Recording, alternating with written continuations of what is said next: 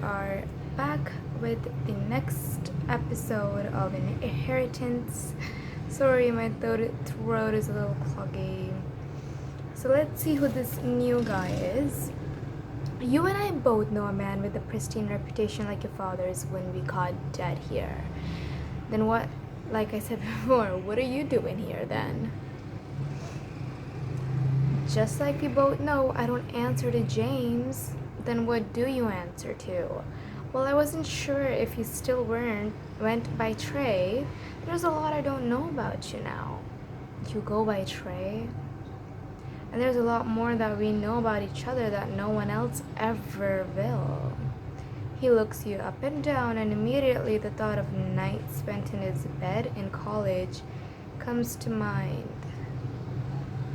Ew. Don't start. I've had a day, and sleeping with you was the last thing on my mind. Been there, done that, walk of shame. Door is closed. If I remember correctly, we never did much sleeping. Oh my gosh, please. Keep it to yourself. And if I remember correctly, we hooked up for months, and then you dropped out of school and disappeared without so much as a screw you text. So he ghosted you. The easy banter. I would hate this guy. He fucking ghosted me after sleeping with me. Bitch, bye. The easy banter comes to a halt, and for a moment Trey looks chagrined. Huh? Yeah, that was not my finest moment. Uh-huh. You're telling me. Trey, bite me, or you broke my heart. I am not in love with a person who ghosted me.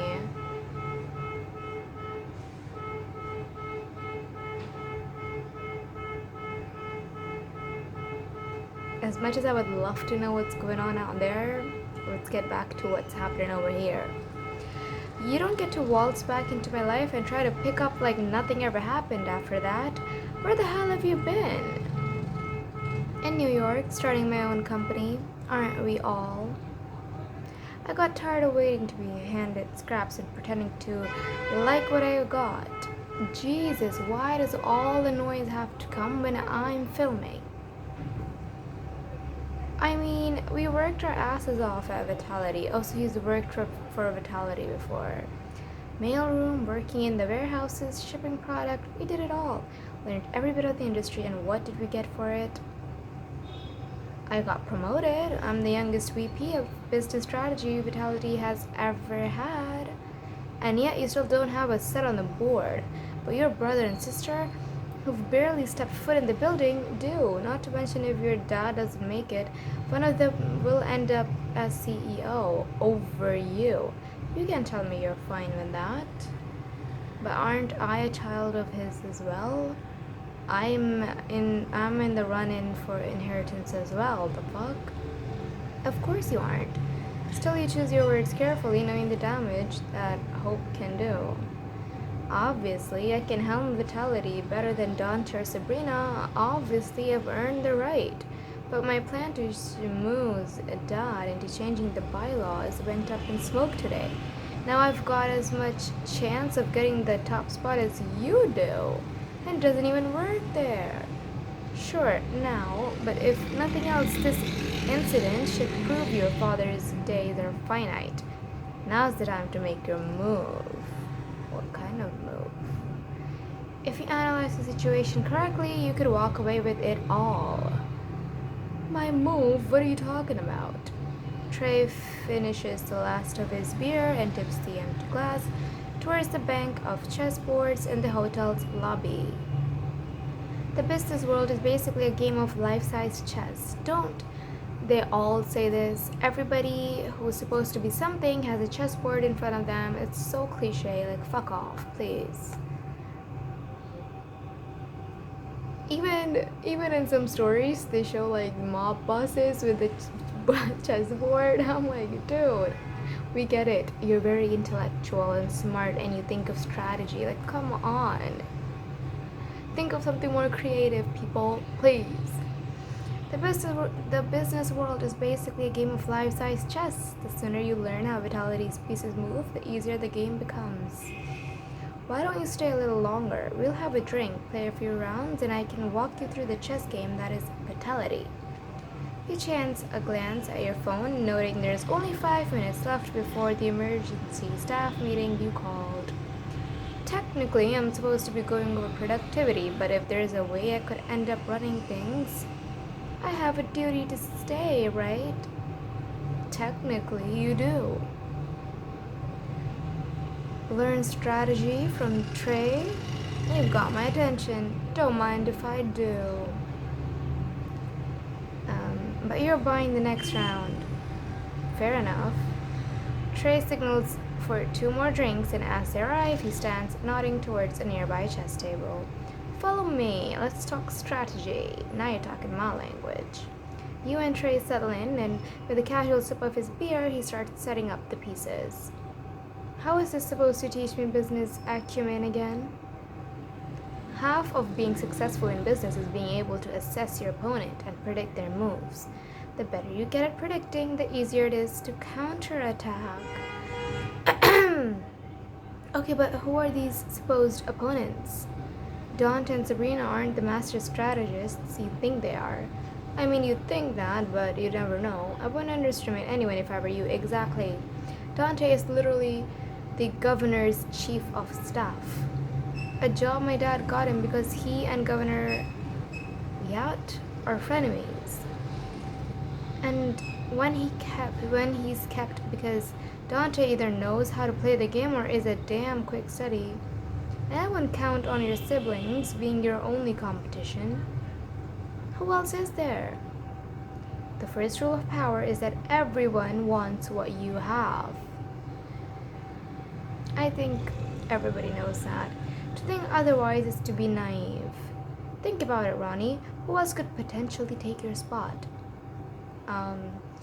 Your second glass of whiskey loosens your tongue, and before you know it, your mouth is open and words are rushing out.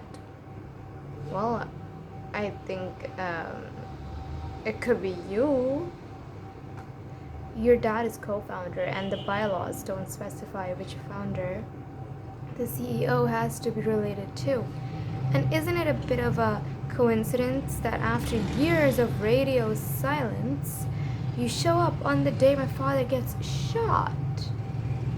Huh, I didn't even think of that. Maybe he is trying to take my spot.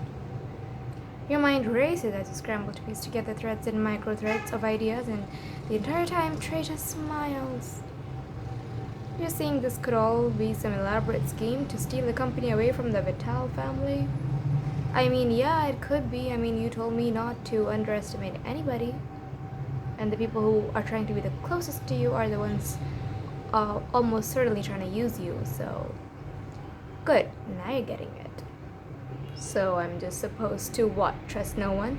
Look out for my best interests and mine alone? Yeah, you hit the bullseye. If you want to land yourself at the top spot, yes.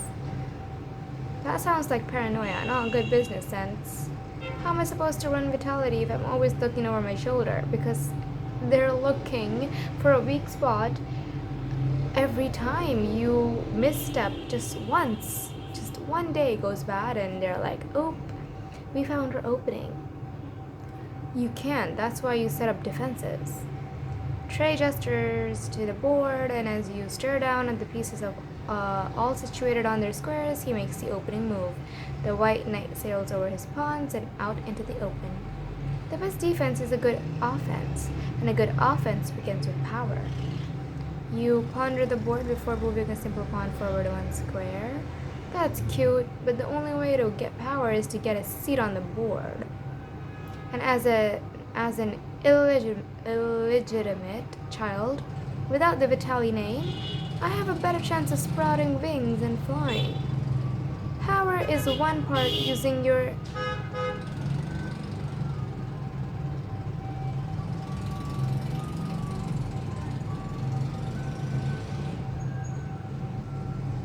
This sound is really disturbing me. Power is one part using your innate skills to create an advantage, and one part using advantages that are presented to you. You make it sound easy. Just tap in and the world is mine. There's got to be something in you that you could use to get what you want.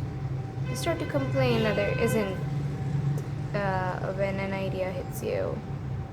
Well, I guess I do have a ruthless streak. Can outthink my rivals. I'm as innocent. My opposition never sees me coming.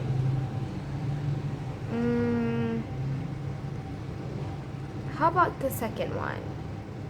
You scan the board carefully before moving your rook into a complicated setup destined to pay off 3 moves from now. Do you remember how Elizabeth used to use any opportunity to punish me when we were younger? I'd have to stay 2 steps ahead just to stay out of trouble. I remember it made her so pissed off that you had a counter to something she said or did. As Trey moves his bishop exactly where you predicted, you quietly overpower it and sweep it off the board. True, but it did wonders for building up my foresight. Use your strength to garner power, but remember it's only as effective as how you use it. You lean forward and look across the board. Your head is now buzzing, both with alcohol and the new ideas. Go on. The most important part of power is capitalizing on opportunities, and if you study your rivals, you'll know exactly when to strike. Luckily, most people are predictable. Trey picks up his rook and dangles it in midair for a moment. Take your brother, for example. Trey moves to put the rook down, his eyes sharp. Alcohol or not, you note the move and stop his attack with a pawn, Trey grins. Dante is impatient and will always come at you directly, but your father... Trey picks up the queen and moves her clear across the board, putting you in a check you didn't see coming. Damn it. I should... evade. You scramble your king around the board, your mind racing as you look for any out. There's gotta be something, but nothing you can do to stop the inevitable, and with every move you lose hope. Damn it. Surrender? No, never. You each go for a few more rounds until Trey leans back, his eyes softening. Sometimes it feels like all you're doing is running, doesn't it? I fail to see your final point here, Trey.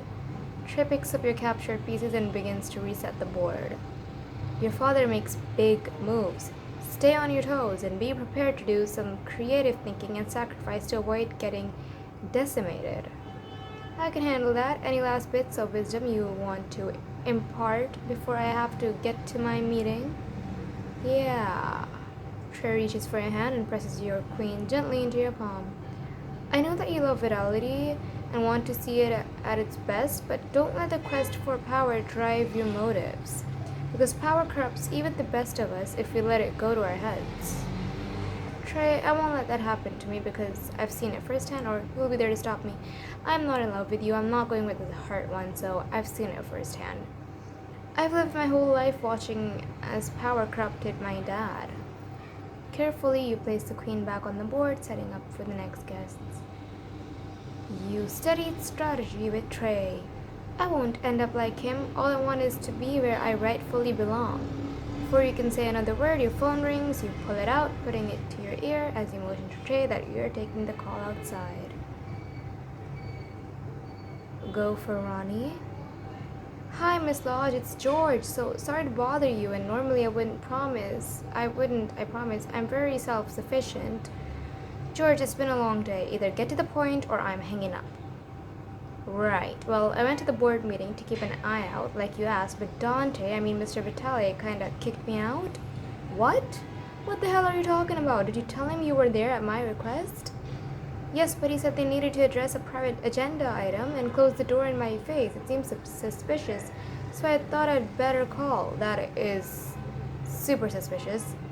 Your stomach twists and something tells you it's not the whiskey. George, put your ear to that door and tell me everything you can hear.